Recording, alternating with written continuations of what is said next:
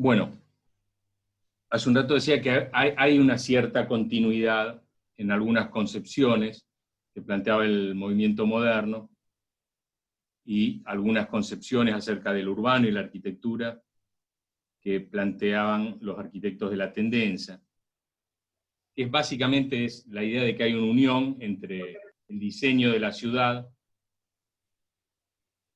y el diseño de la arquitectura.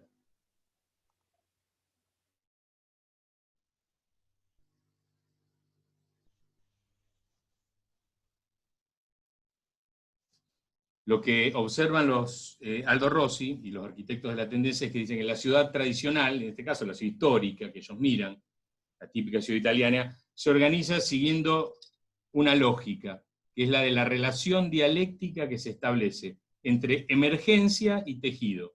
O sea, hay elementos que emergen, que se destacan. En este caso vemos las torres de San Gimignano, y el tejido residencial indiferenciado.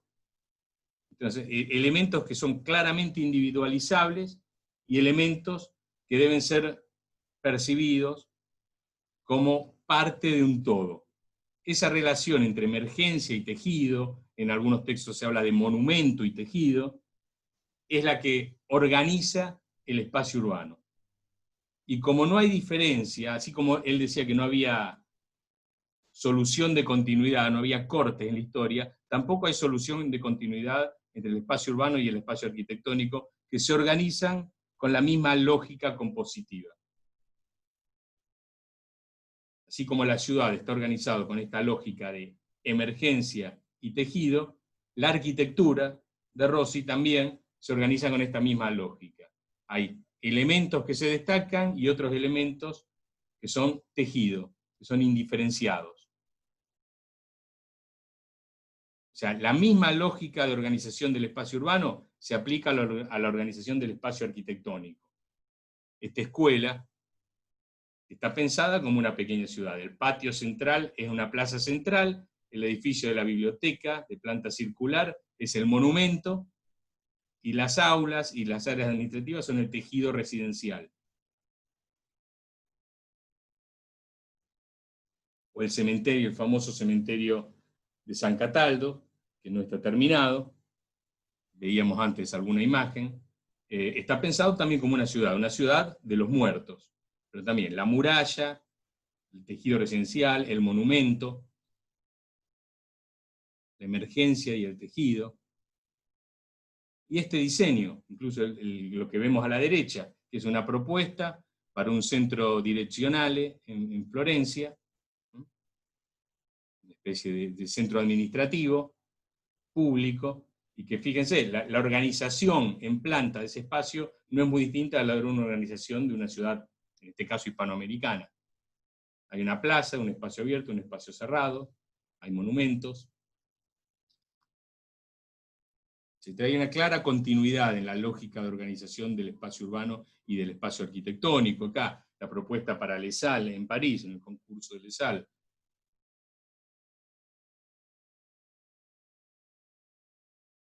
Y hay un intento por trascender la lógica racionalista de causa y efecto, que era típica del movimiento moderno, la forma sigue a la función. Si la función es esta, como consecuencia, la forma del espacio va a ser tal, por aplicar otros modos de racionalidad.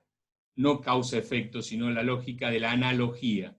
Lo que es fundamental es la analogía, lo que le permite encontrar las similitudes que puede haber entre una cafetera, por ejemplo, y entre la cúpula de una iglesia. Acá no hay una relación causa-efecto, que es típica del racionalismo. Hay una relación analógica. Hay analogías formales. Me permite encontrar las analogías, estos son diseños de Rossi. Analogía formal entre un faro y un termo, que se plasman en uno de sus collages más célebres, que es el de La Città Análoga, de 1976, donde él superpone propuestas arquitectónicas propias, algunas que se realizaron, otras que no, al plano de la ciudad. y encuentra la analogía entre, o busca la analogía entre el espacio urbano y el espacio arquitectónico, que forman parte de un continuum. Así como hay un continuum temporal, no hay quiebres en la historia, tampoco hay quiebres entre el espacio arquitectónico y el espacio urbano. Porque el espacio urbano es una gran arquitectura. Es homologable a la construcción de un edificio para Rossi. E incluso los referentes, así como los arquitectos del movimiento moderno tenían claros referentes en la pintura abstracta del momento, bueno, los referentes de Rossi son distintos. En este caso son el surrealismo, Giorgio de Chirico, ¿no? Con el enigma de una giornata. ¿No? Las referencias pictóricas siguen siendo muy claras, pero busca otros referentes.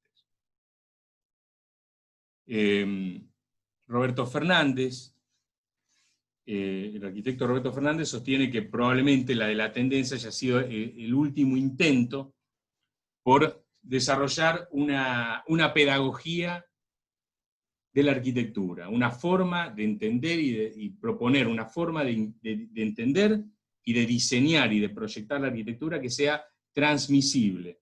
El movimiento, acá hay una clara continuidad con el movimiento moderno. El movimiento moderno pretendió establecer un código que sea enseñable, que sea transmisible.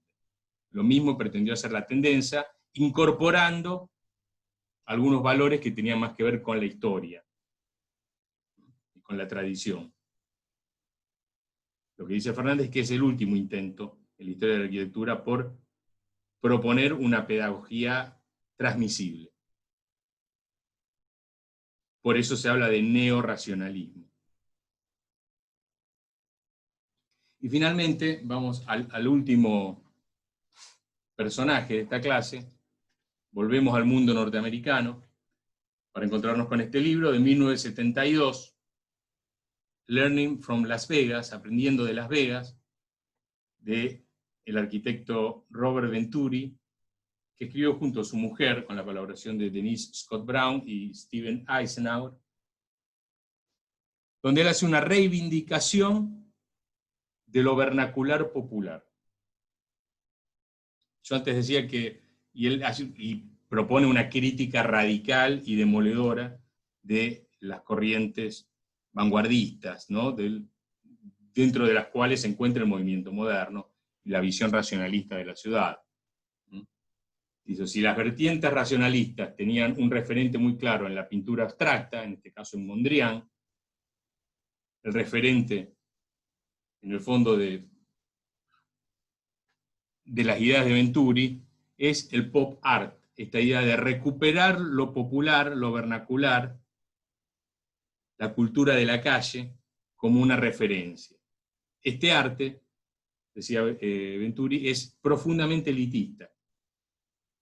No cualquiera puede disfrutarlo, no cualquiera puede entenderlo, es bastante hermético para una persona que no esté familiarizada con las particularidades o el lenguaje de las vanguardias figurativas. Esto es el arte de la calle, y es la inspiración, hay que reivindicar esto, que era lo que hacía Andy Warhol. Pensemos que estamos hablando de 1972, en el momento donde Andy Warhol, con su propuesta para el pop art, prácticamente se carga a todo el expresionismo abstracto que había dominado la pintura. Se carga a la vanguardia, básicamente.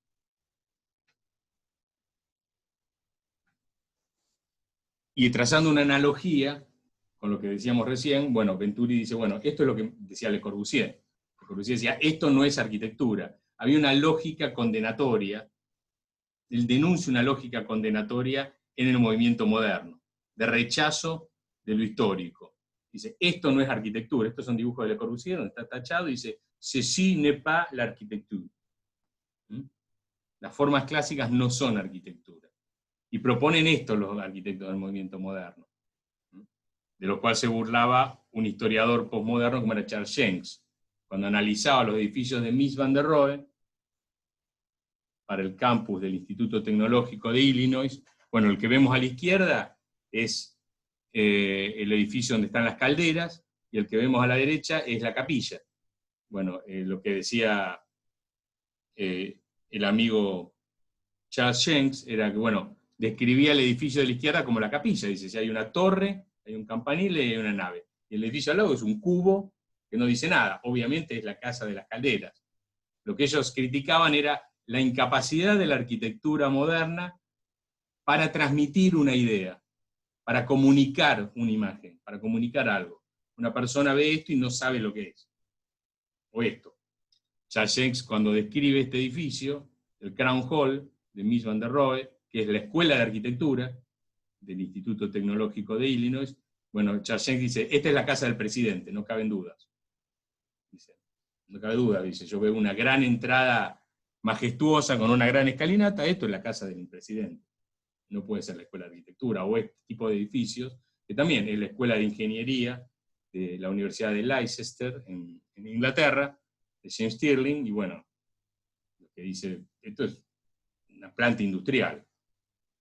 Esa dificultad para transmitir y que tiene la arquitectura moderna de decir lo que es.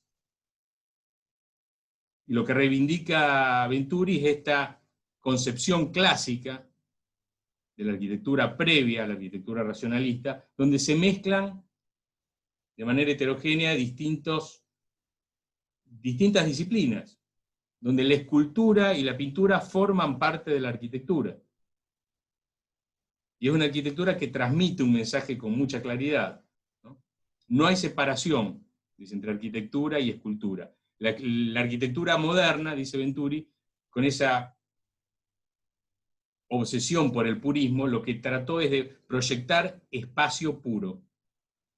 Dice, no, hay que recuperar la riqueza y la complejidad de la vieja concepción arquitectónica, en donde se mezclaba escultura, pintura, vemos escritura, como vemos aquí, y arquitectura, para la conformación de un espacio que transmita algo, que sea entendible por el ciudadano de a pie, que no sea un lenguaje elitista, para una élite formada y culta. Una concepción de la arquitectura en donde podamos rechazar esta idea del movimiento moderno, que planteaba Gropius, y que se alejaba de la concepción clásica vitruviana. La concepción clásica vitruviana decía que la buena arquitectura tenía que considerar tres componentes: firmeza, comodidad y estética. Firmitas, utilitas y venustas. Gropius, el movimiento moderno, cambia esa relación y dice que la firmeza y la comodidad dan como resultado la belleza. La belleza es una consecuencia de la firmeza constructiva y del funcionamiento, de la utilidad. Mientras que en la arquitectura clásica eran considerados como elementos independientes o interdependientes. Bueno, hay que recuperar eso. Pero aparte, lo que hace Venturi es denuncia esta idea del movimiento moderno. Dice que es hipócrita. En realidad los arquitectos del movimiento moderno sí se preocupaban por la estética, porque tenían referentes estéticos. En este caso, uno de los referentes estéticos era la arquitectura industrial. Las construcciones industriales eran los que servían de referencia a las propuestas del movimiento moderno. O sea que esta idea de que la forma siga la función era falsa. Había un referente estético, que era la arquitectura industrial.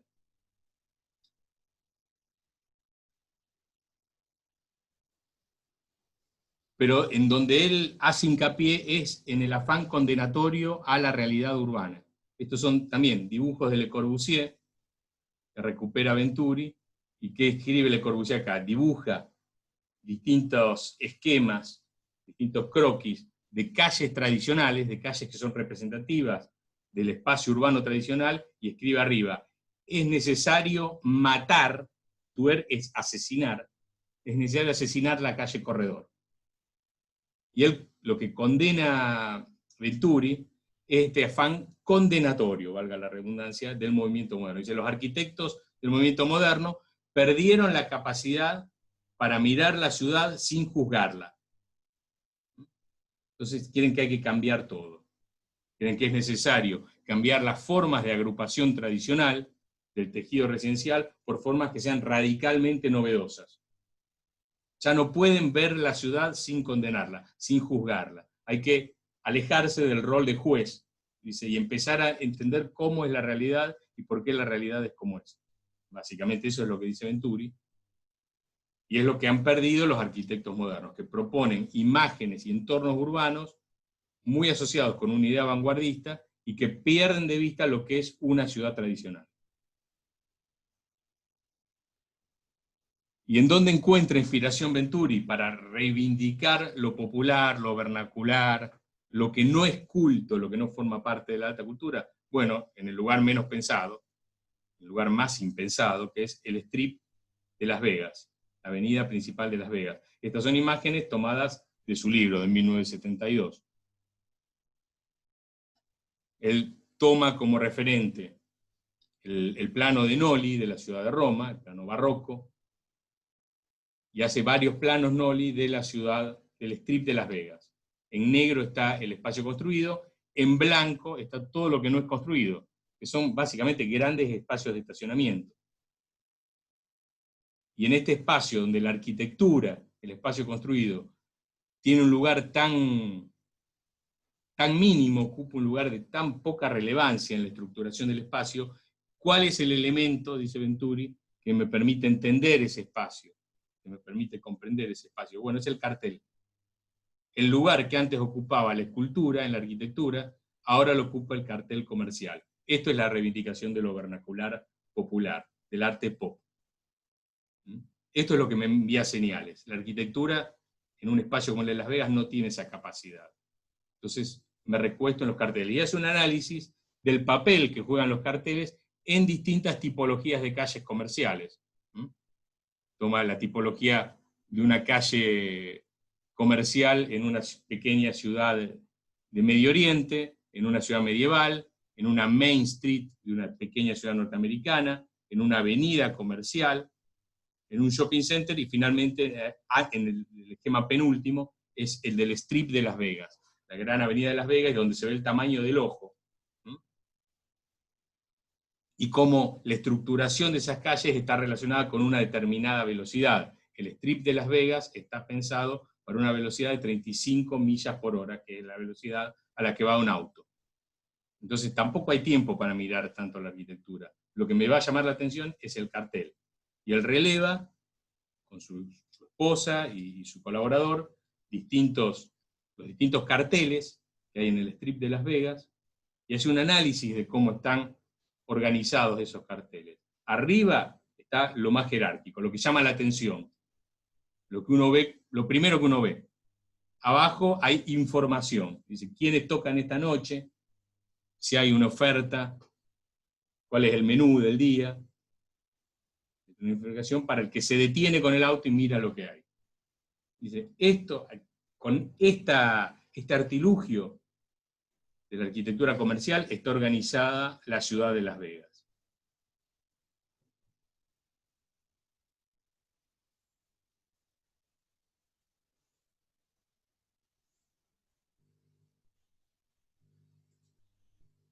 Y estas son las imágenes de la época que están tomadas del libro de Venturi, ¿no?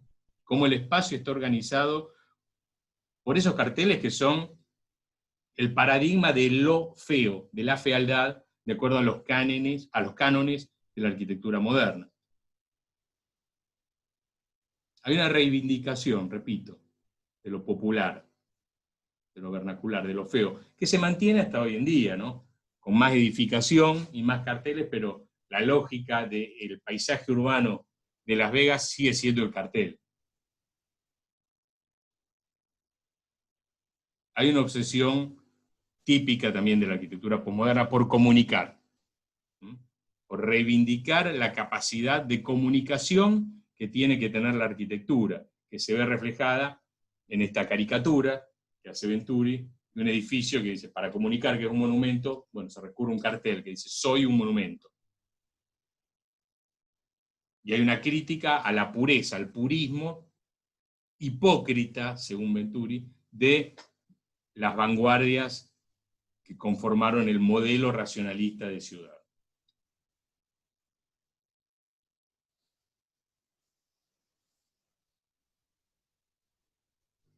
Y termina con esta burla, esta broma a Mies van der Rohe, ¿no? Al purismo de Mies van der Rohe, que decía less is more, menos es más, Venturi le responde, less is a bore, menos es aburrido. Había mucho humor también, hay que decirlo, en la visión de gente como Venturi, como lo había en Warhol y en todos los ídolos del pop art.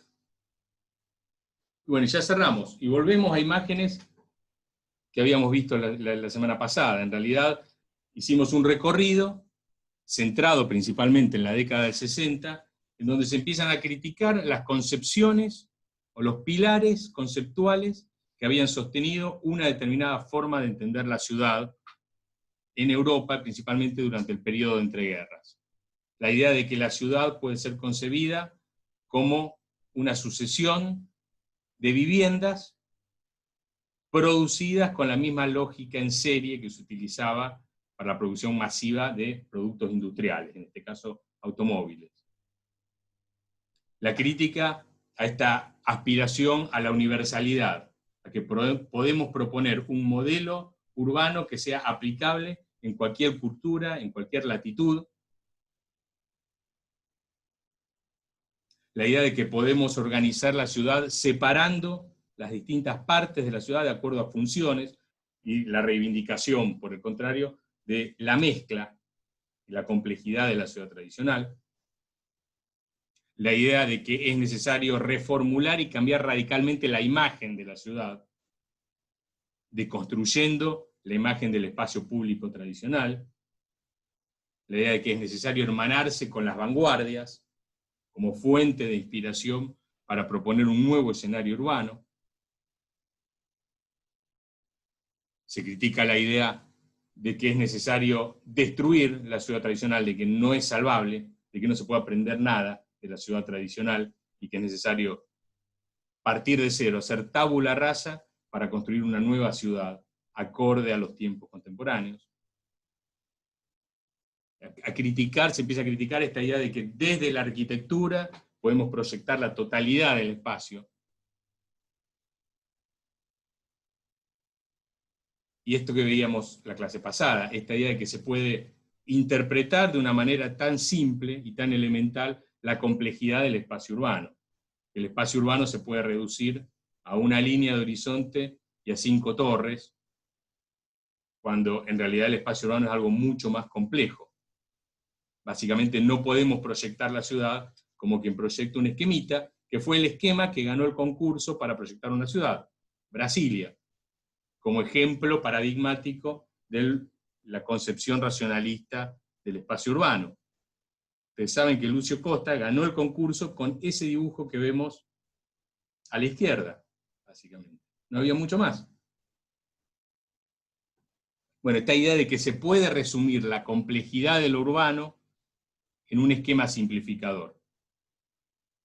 Christopher Alexander diría que se puede resumir la idea de la complejidad del semirretículo en una organización con la simpleza de un árbol. Bueno, esto no se puede hacer. Parafraseando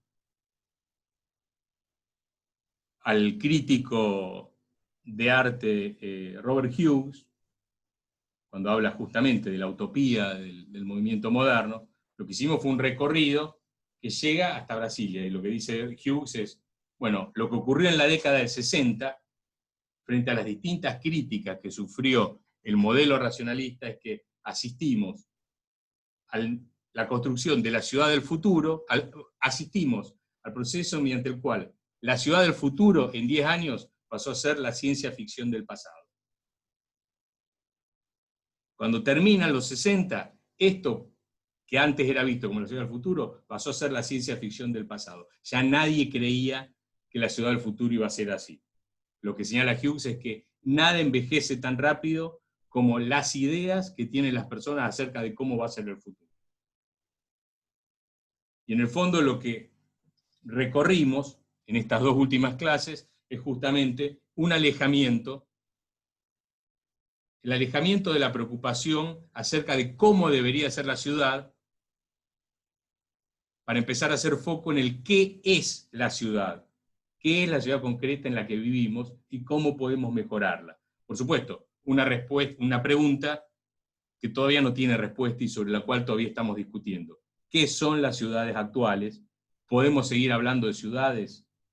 ¿Son ciudades? ¿Es comparable la ciudad actual con la ciudad histórica? ¿O es otra forma de organización del espacio? Pero seguimos discutiendo en esta cuestión que se plantó en los 60 y que cambió el eje de la discusión. Ya no se trata de proyectar la ciudad utópica o la ciudad ideal y destruir la ciudad real, sino que la ciudad real es una herencia a la cual no podemos renunciar. La tenemos que mejorar, tenemos que entender cuáles son sus problemas, pero tenemos que entender cómo es, por qué es como es. Y acá ya podemos ir cerrando. No sé, Gustavo, si querés dar alguna instrucción. No, si hay alguna... Bueno, No, bueno, no hagamos preguntas ahora porque ya son las 11 y no van a tener tiempo. de todas maneras hoy el día fue Fue un muy día. accidentado en muchos sentidos. A mí también me avisa que internet está inestable, o sea que también puedo llegar a tener problemas, o sea, viene muy difícil el día. Volver a recordarles un video que mencionó Javier, la última clase que tuvo de Pruitt y Goethe, que vos empezaste la clase pasada con ese ejemplo, que es un lindo video. Que todos estos temas obviamente son material de examen parcial cuando se consigne esa fecha. Algunas cosas que decías, bueno, me interesaba poder dialogar, pero me parece que las torpezas de la digitalización no lo permite. Sobre la simplificación del mensaje de Jane Jacobs que tenemos en los días de hoy también es lo que permite una cierta perpetuación de ese texto, porque las complejidades no pueden trascender las masas, digamos, el tiempo y las masas, pero sigue siendo una autora muy citada en los días de hoy y que hasta existen algunas ONG que la tienen como figura. En Rosario mismo existe el James Walk, o sea, algo que se hace en muchas ciudades del mundo, que es caminar la ciudad en los términos que en Jane Jacobs lo evaluaba. Nada, Sí, vamos no, a cuando yo seguir. cuando hablaba de simplificación, no es una crítica a Jacobs, es una crítica No, a los obviamente. defensores de Jacobs. Claro, claro. Sí, sí, para eso, para evitar esa simplificación, en todo caso, vamos al libro, Sí, volvamos a leer el libro, que es Sí. muy interesante, muy divertido y muy... sigue teniendo una total vigencia el libro sí. de Jacobs. O sea, experimentaba cosas que experimentamos hoy en la ciudad y las contaba de un modo alternativo a la lógica dominante. Nada, bueno, esas cosas que por ahí quería intervenir y algunas otras que ya me he olvidado.